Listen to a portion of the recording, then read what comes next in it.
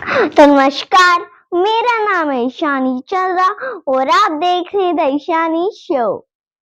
तो दोस्तों, सच की जब बात की जाती है तो राजा हरिश्चंद्र का नाम जरूर लिया जाता है। राजा हरिश्चंद्र सच बोलने और अपना प्रॉमिस निभाने के लिए बहुत फेमस थे और वो अपने इलाके में बहुत मशहूर हो गए थे। एक बार ऋषि विश्वामित्र ने उनके बारे में सुना तो उनने सोचा मुझे इस राजा की परीक्षा लेनी चाहिए। राजा हरिश्चंद्र सिर्फ सच का ही साथ देते थे, भले मुश्किलें कितनी भी हो। और सच बोलने के चक्कर में राजा हरिश्चंद्र को बहुत सारी परेशानियों का सामना करना पड़ा, लेकिन उन्होंने सच का साथ कभी नहीं छोड़ा। वो एक बार जो ठान लेते थे बस उसे हर कीमत पे पूरा करते थे। हरिश्चंद्र की पत्नी का नाम था तारा और बेटे का नाम था रोहित। एक बार राजा हरिश्चंद्र ने देखा कि एक ऋषि महात्मा उनके दरबार में आए हैं और उन्होंने अपना पूरा राजपाट महात्मा को दान में दे दिया है। दूसरे दिन सपना था, राजा सपना भूल गए, लेकिन राजा हरिश्चंद्र ने देखा कि वाकई में महात्मा उनके दरबार में आ रहे हैं। अब विश्वामित्र ने राजा हरिश्चंद्र को उनके सपने के बारे में याद दिलाया और विश्वामित्र ने राजा से 1100 सोने की मुद्राएं भी मांग ली। अब राजा सोने की मुद्राएं दे कहां से? वो तो अपना पूरा राजपाट ही दे चुके थे विश्वामित्र को सपने में। अब राजा के सामने बहुत मुश्किल। अब राजा परेशान हो गए। अब राजा हरिश्चंद्र ने अपनी पत्नी और बेटे को बेचकर सोने की मुद्राएं हासिल की, लेकिन वो भी पूरी नहीं हो पाई। अब राजा हरिश्चंद्र ने खुद को ही बेच दिया और जो मुद्राएं मिली और वो सब विश्वामित्र को दान में दे दी और अपने वायदे को निभाया।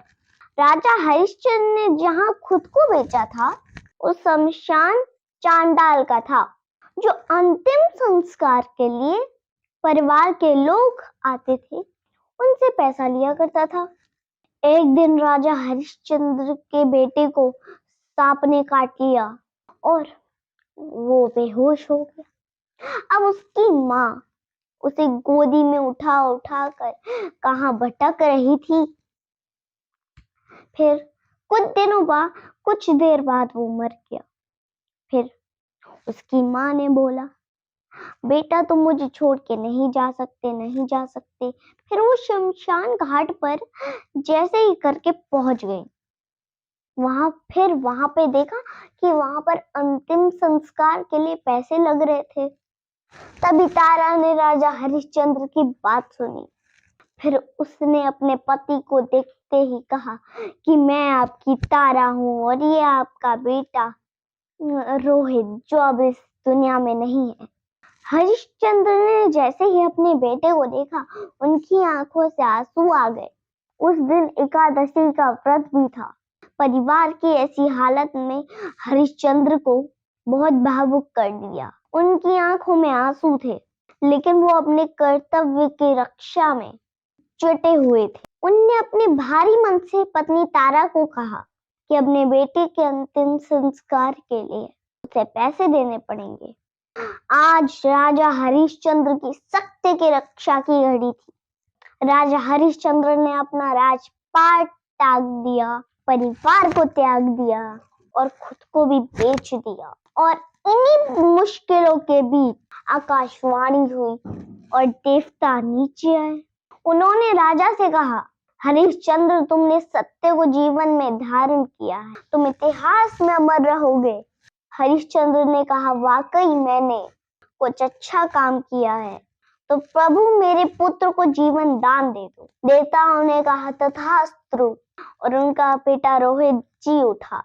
विश्वामित्र हरिश्चंद्र की परीक्षा से प्रसन्न हुए और उनने हरिश्चंद्र का राजपाट वापस कर दिया। तो ये कहानी है राजा हरिश्चंद्र की, सत्यवादी राजा हरिश्चंद्र। आज कलयुग में ऐसे राजा मिलना मुश्किल है। हम लोग तो बहुत ही झूठ बोलते हैं, लेकिन हमें सदैव सत्य के साथ रहना चाहिए। और अगर हम सत्य के साथ रहेंगे तो ऊपर वाला भगवान भी हमारे साथ रहेगा। बस हम बच्चों को सत्य का साथ देना चाहिए, कभी झूठ नहीं बोलना चाहिए। और अगर हम में ये सच बोलने की आदत पड़ गई तो वाकई ये हमें बहुत अच्छा इंसान बनाएगी। तो कैसी लगी आपको ये कहानी, कमेंट करके जरूर बताइए। और मेरे चैनल को द शाइन शो को जरूर सब्सक्राइब एंड लाइक करिएगा। नमस्कार।